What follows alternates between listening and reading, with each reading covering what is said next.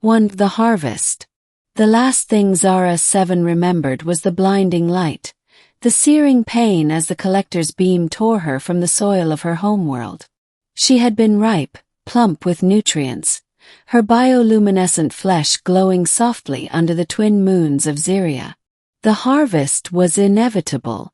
Every few cycles, the humans came, plucking the most vibrant of her kind from the fields, taking them away to be consumed. Zara 7 had accepted her fate. To be eaten was an honor. Her nutrients would sustain a human, and in return her essence would live on in their body. It was the way of the symbiosis. But when the stasis pod hissed open, she did not find herself in a processing chamber. She was in a garden. 2. The human. The human was not like the others. He was smaller, his skin darker, his eyes wide with something she couldn't name. Fear. Curiosity.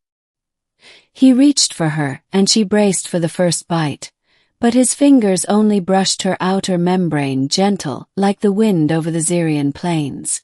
"You're awake," he murmured. His voice was soft, unlike the booming commands of the collectors.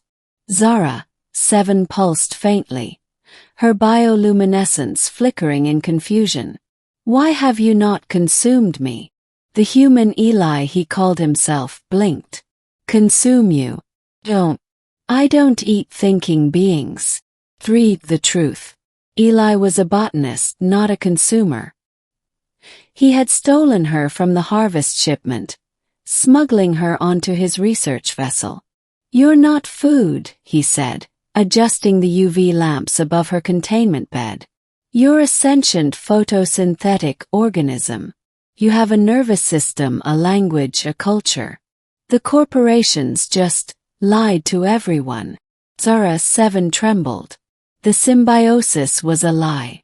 Her people had been cultivated, not as partners but as livestock.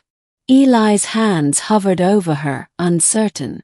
"I'm trying to keep you alive. Your species can't survive long off Ziria without the right conditions. But I think I can help." For the escape. The ship's alarms blared. The collectors had tracked them. Eli cursed, sealing Zara 7 in a portable biochamber. "They'll kill me for this. And they'll take you back." She pulsed urgently. "Then we must go. Now." They fled through the ship's maintenance corridors, dodging drones. Eli's hands shook as he input override codes, his breath ragged. "There's a shuttle old mining pod. It's not much, but it can get us to the fringe colonies." Zara 7 pressed against the glass. "Why risk yourself for me?" Eli didn't answer. "Not then." 5. The revelation. The pod was cramped, barely functional. Eli hooked Zara 7's chamber to the life support, watching her glow dimly in the artificial light. "I studied your species," he admitted. "The corporations. They engineered you. Your ancestors were wild, free. Then they spliced docility into your genes. Made you believe being eaten was natural." Zara 7 shuddered. The truth was a poison seeping through her veins. Eli exhaled. "I couldn't let it happen. Not to you." She studied him. His exhaustion, his resolve.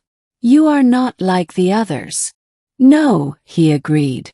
"And neither are you." 6. The choice. They reached a rogue agricultural station on the fringe. Eli had contacts there, other dissenters. They could hide. But Zara 7 hesitated. "If I stay, I live. But my people, they will still be harvested." Eli's face fell. "You can't go back. They'll recycle you." He pulsed firm. "Then I will not go back as prey." 7. The return. Eli's contacts gave her something. A data spike loaded with the truth. Genetic records. Corporate lies. And something else. A weapon. Not of violence, but of awakening. A viral code that could rewrite the genetic conditioning of her kind.